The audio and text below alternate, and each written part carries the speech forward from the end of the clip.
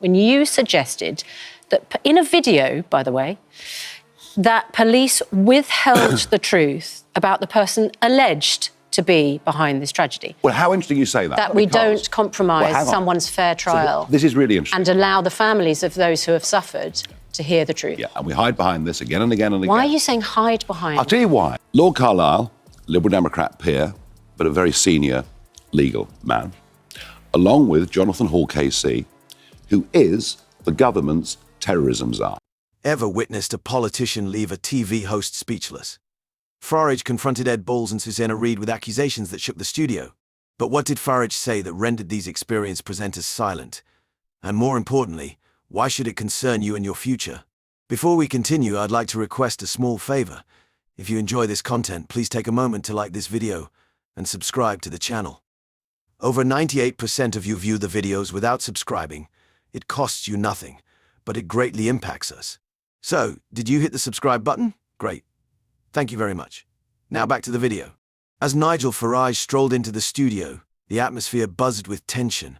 Ed Balls and Susanna Reid, experienced presenters recognized for their tough interviews, prepared themselves for what was expected to be a heated discussion.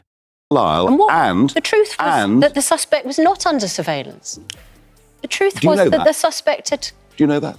Well, you don't know. That there was truth behind the idea that this was in fact a migrant who had done this, and it was untrue. I was saying, tell the truth, give the public information, and the problem will die down. Like some neither of pundit on some TV show, you're a member of Parliament. Neither of you have to behave in a responsible way. If you give the impression to people that what's being hidden... The subject in focus, government transparency and accountability, a matter that has been a difficulty in British politics for years.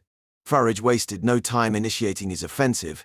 He accused the government of intentionally withholding essential information from the public, a statement that sent shock waves across the studio.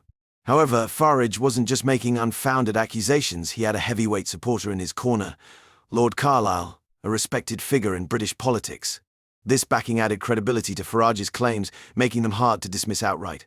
Balls and Reid, though, weren't willing to let Farage's assertions go unchallenged. They fought back vigorously, cautioning that such incendiary statements could ignite public unrest. It was a classic conflict between the necessity for transparency and the need to uphold societal stability. The hosts argued that some information, if released too soon or without appropriate context, could be more harmful than beneficial. But Farage was unfazed. He maintained his stance, asserting that the public deserved to know what was truly happening behind closed doors. The debate escalated to a fever pitch, with neither side showing any inclination to relent. Farage accused government agents and law enforcement of hiding behind legal intricacies, while Balls and Reid warned about the risks of speculation and misinformation. As the strain in the studio reached its peak, Farage delivered his coup de grace. He emphatically stated that honesty is the fundamental cornerstone of democracy.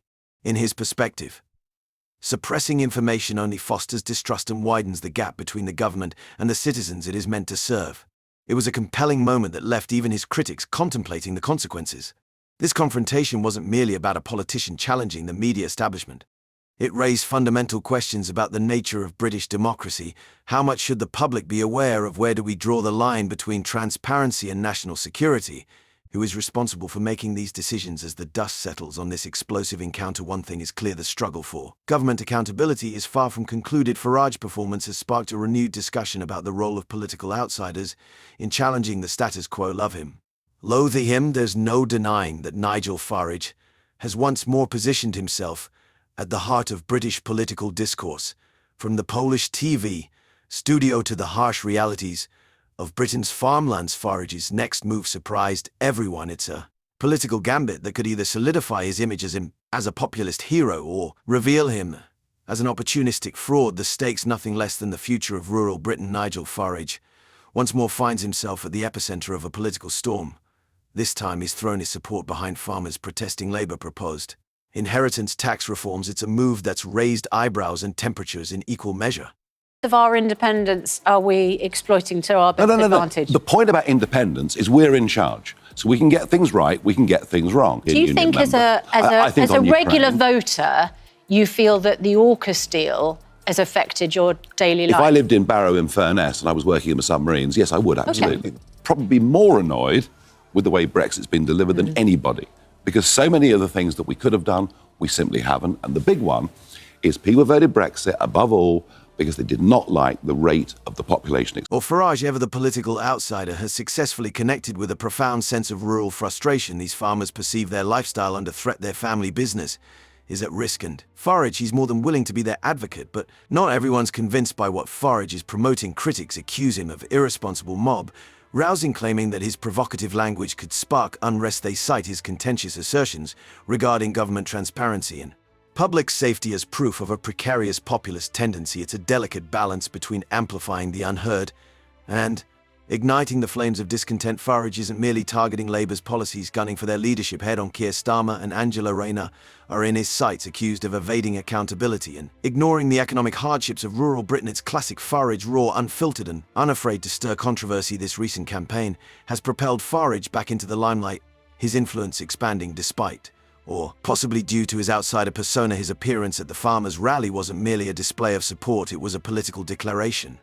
For Farage, ever the political outsider, has successfully connected with a profound sense of rural frustration. These farmers perceive their lifestyle under threat, their family business is at risk, and Farage, he's more than willing to be their advocate, but though not everyone's convinced by what Farage is promoting, critics accuse him of irresponsible mob rousing, claiming that his provocative language could spark unrest. They cite his contentious assertions regarding government transparency, public safety as proof of a precarious populist tendency.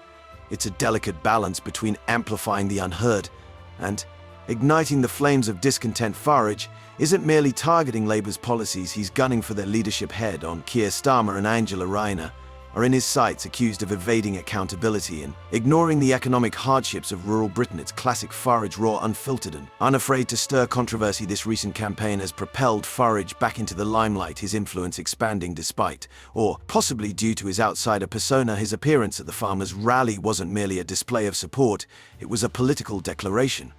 Farage is positioning himself as the advocate of the overlooked, drawing comparisons to populist movements across the ocean. But what's Farage's ultimate goal? His critiques of Labour policies suggest a wider ambition for political reform in the UK. He's tapping into a current of disillusionment that runs deep, resonating with voters who feel neglected by the political elite. It's a powerful message, one that's gaining ground as Britain contends with increasing challenges. In a moment of raw emotion, Farage professed his love for a declining Britain, urging for transformation. It's a contradictory position, a patriot's love intertwined with a reformer's zeal. This fervent appeal for a nation in dire need of renewal paves the way for a pivotal clash.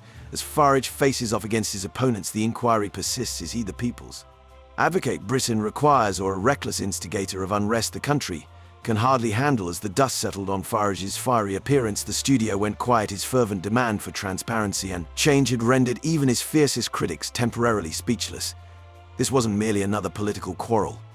It was a crucial turning point in British democracy. Farage's clash with the establishment revealed significant fissures in the UK's political landscape. His skill in voicing the grievances of disenchanted voters has compelled both the media and politicians to confront uncomfortable realities. The confrontation underscored a widening gulf between those who seek drastic change and those who warn against destabilizing the system. But what does this signify for the future of political opposition in Britain?